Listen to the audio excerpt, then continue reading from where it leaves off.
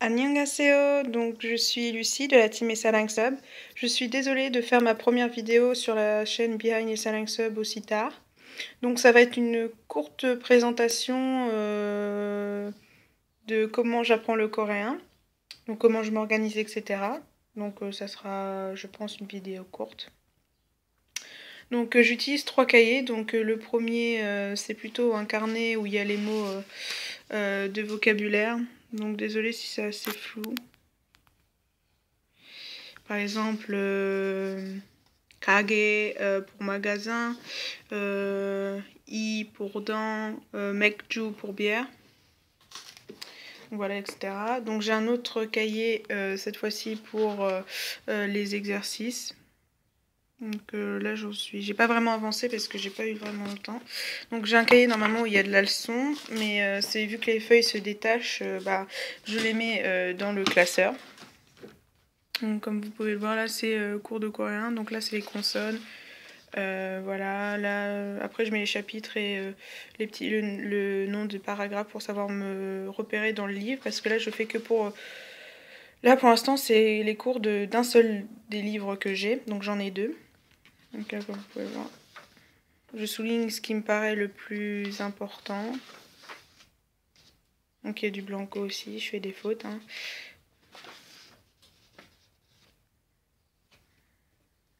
Voilà, pour l'instant je me suis arrêtée au verbe, à la conjugaison des verbes au passé, etc. Voilà comment je m'organise. Donc après j'ai 2 livres pour apprendre le coréen. Mais ce qui aide aussi en plus des livres, c'est les dramas. Les dramas peuvent beaucoup aider pour apprendre le coréen. Des fois vous pouvez faire des phrases comme ça, juste en regardant des dramas. Ça aide beaucoup. Donc sinon j'ai eu comme premier livre J'aime le coréen. Donc 나는 한국어가 좋아해요. Écrit par Soyoung Yoon Roger. Donc c'est le coréen de tous les jours pour les francophones, etc. Donc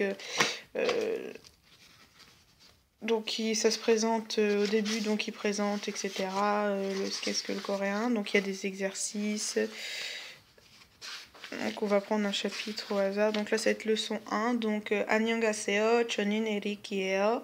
Donc on va utiliser la particule de thème un et 는, ita ou anida. Le terme de politesse, si, dire bonjour, etc. Donc après on a des dialogues. Par exemple le premier, au cours d'une réception, Eric rencontre par hasard une connaissance, Jason. Donc 안녕하세요 Eric 씨. Oh Jason 씨, 안녕하세요. 요즘 잘 지내요? 네, 잘 지내요. Donc ça c'est un petit dialogue assez facile. Donc après on a bien sûr la grammaire et l'expression, donc le cours qui suit. Par exemple là on va voir je suis française, 나는 프랑스 사람이에요. Donc après coréenne, 저는 한국 사람이에요, etc. Japonaise, étudiant. Après je suis étudiante, 나는 학생이에요, etc. On apprend, voilà. Il est plutôt bien et je trouve qu'il complète bien mon deuxième livre, donc le coréen pour les nuls, qui se présente comme ceci. Donc là ça va être l'introduction. Là, ça va être le chapitre 1. Donc, on a le cours, des conseils, etc. Là, on a les... Voilà. On va voir des exercices. Par exemple, écrire la translation. Donc, réécrire, quoi. C'est juste réécrire. Donc, Omoni, Sengi, Iyu, Aboji, Wisa, Hakyo, Ke, Mekju, Tije, Namu, etc.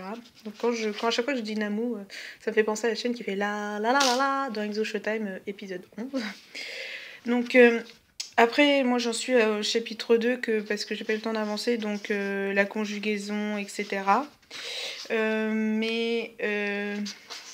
Comment dire, ils expliquent comment on prononce certaines lettres, etc. Mais il manque, je pense, quelques trucs parce que j'ai feuilleté quand même le chapitre.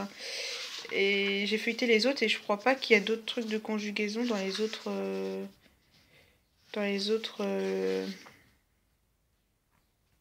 dans les autres chapitres. Alors que j'aime le coréen et quand même ils expliquent déjà les consonnes finales. Et les règles de prononciation quand quand il y a des doubles consonnes, par exemple anja, voilà, vous allez peut-être vous verrez mal, mais il y a vous voyez mal, mais il y a quatre lettres qui forment une syllabe, enfin voilà. Il y a l'aspiration, il y a l'analysation, etc.